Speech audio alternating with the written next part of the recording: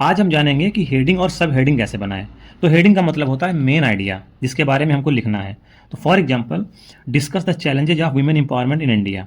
अगर कोई average student लिखेगा इसके बारे में तो ये सब लिखेगा, poverty, education, patriarchy, violence, politics, ये सब लिखेगा। लेकिन अगर कोई टॉपर लिखेगा तो वो कुछ इस तरह से लिखेगा, वो डायमेंशन बनाएगा, डायमेंशन के अंदर हेडिंग लिखेगा। ये इकोनॉमिक डायमेंशन, ये हेडिंग हो गई। फिर पॉलिटिकल डायमेंशन, ये हेडिंग हो गई। तो कोई भी टॉपर डायमेंशन के अंदर हेडिंग लिखता है। अब हेडिंग लिखते समय हमको कुछ रूल को फॉलो करना होता है, कुछ चीज़ें ध्यान रखनी होती हैं। जैसे हेडिंग बहुत ज़्यादा लंबी नहीं होनी चाहिए, दो या चार वर्ड से ज़्यादा नहीं होना चाहिए। Heading should be a category not an example. Heading अपने आप में कैटेगरी होनी चाहिए, एग्जाम्पल नहीं होना चाहिए। फॉर एग्जाम्पल, सोशल चैलेंज, ये एक हेडिंग है और ये उसके पॉइंट्स हैं। हम इस पॉइंट को हेडिंग नहीं बना सकते हैं। अगर इस पॉइंट्स को हेडिंग बनाएंगे तो गलत हो जाएगा। हेडिंग एंड पॉइंट दोनों अलग अलग होने चाहिए। जैसे इकोनॉमिक चैलेंज, ये हेडिंग है, इसके अंतर्गत ये पॉइंट है, तो क्लियर ये दिखना चाहिए कि ये हेडिंग है और ये पॉइंट है। अगर हम चाहें आगे इनको सब हेडिंग बना सकते हैं। अगर इनको एक्सप्लेन करना हो आगे तो इनको सब हेडिंग बना सकते हैं। अगर इनको एक्सप्लेन नहीं करना तो ये पॉइंट बन के रह जाएंगे।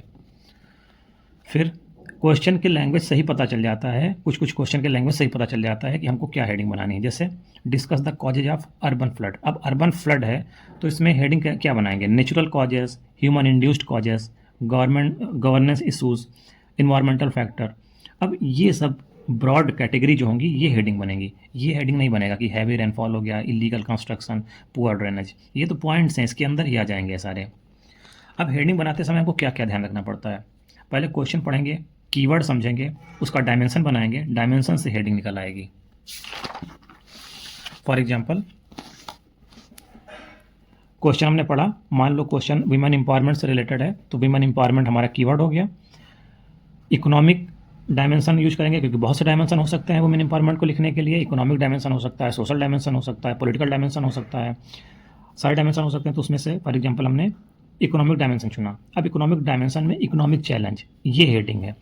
अब इकोनॉमिक चैलेंज में सब हेडिंग भी हो सकती हैं, जैसे wage gap, unpaid care work, financial exclusion. ये पॉइंट भी हो सकते हैं अगर हम इस सब हेडिंग नहीं बनाएंगे इसकी तब, और अगर सब हेडिंग बनाएंगे तो वो सब हेडिंग बन जाएंगे। इसका मतलब कि heading is generated from the dimension, dimension से ही हेडिंग जनरेट होती है। तो सब हेडिंग क्या होती है? सब हेडिंग मैक्सिमम 2 से 3 पॉइंट ही हम इसमें लिखेंगे, ज़्यादा नहीं लिखेंगे। ये स्मॉल टॉपिक्स होता है विद इन हेडिंग। जैसे इकोनॉमिक डायमेंशन है, उसके अंतर्गत इकोनॉमिक चैलेंज हेडिंग है, उसके अंतर्गत wage gap, unpaid care work, financial exclusion, ये सब हेडिंग है।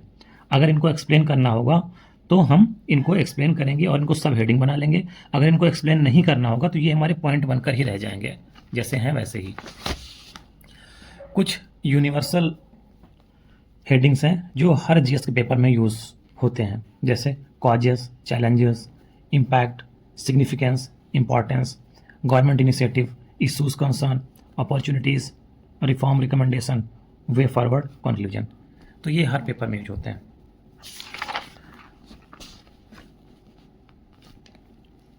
फिर इसी तरह से पैराग्राफ और बुलेट पॉइंट। अब क्वेश्चन ये आता है कि हम सिर्फ पैराग्राफ में अपना आंसर लिखें या बुलेट पॉइंट में अपना आंसर लिखें। तो इसका उत्तर ये है कि हमको अपना उत्तर हाइब्रिड अप्रोच, उत्तर लिखने के लिए हाइब्रिड अप्रोच चुननी चाहिए। आधा उत्तर हमारा मतलब कुछ पार्ट आंसर का पैराग्राफ में होना चाहिए, कुछ बुलेट फॉर्म में होना चाहिए और कुछ हेडिंग होनी चाहिए। जिस पार्ट को हमको एक्सप्लेन करना है वो पैराग्राफ में होना चाहिए, जिस पार्ट को हमको बुलेट पॉइंट वाइज लिखना है वो बुलेट फॉर्म में होना चाहिए, और कुछ को हेडिंग और सब हेडिंग में या पॉइंट्स में लिखना चाहिए। For example, discuss the challenge of women empowerment. Women empowerment से रिलेटेड चैलेंज को डिस्कस करना है। अगर हम सिंपल ये लिख के छोड़ देंगे, patriarchy, veg gap, violence, education, तो ये पुअर आंसर होगा। तो जब पुअर आंसर होगा तो क्वेश्चन आपसे एग्जामिनर पूछेगा कि आपने इसको एक्सप्लेन कहाँ पर किया है। अगर इस पॉइंट वाइज लिखते चले जाएंगे तो एग्जामिनर के दिमाग में आएगा कि आपने एक्सप्लेन इसको कहाँ पर किया है, आपने एक्सप्लेन तो किया नहीं है। राइट 150 या 250 वर्ड्स इन सिंगल पैराग्राफ। मान लो इसको आपने बिल्कुल पैराग्राफ में ही लिखते चले गए हैं तो एग्जामिनर आपसे पूछेगा कि ये तो रीडेबल ही नहीं है, उसको वो रीड ही नहीं करेगा, दोनों में आपके मार्क्स कटेंगे। तो बेस्ट सोल्यूशन क्या है? बेस्ट सोल्यूशन है कि सोशल चैलेंज, ये हेडिंग होगी हमारी, थोड़ा सा पैराग्राफ लिखेंगे, patriarchal norms continues to restrict women's mobility, education and decision making in many part of India। ये पैराग्राफ लिख दिया मैंने। उसके बाद में कुछ बुलेट्स पॉइंट लिख दिए मैंने, जैसे gender stereotype, child marriage, violence against women, ये मेरे बुलेट हैं। अब ये परफेक्ट हमारा आंसर हुआ। इसमें मैंने पैराग्राफ भी यूज किया है और बुलेट भी यूज किया है। When to write paragraph.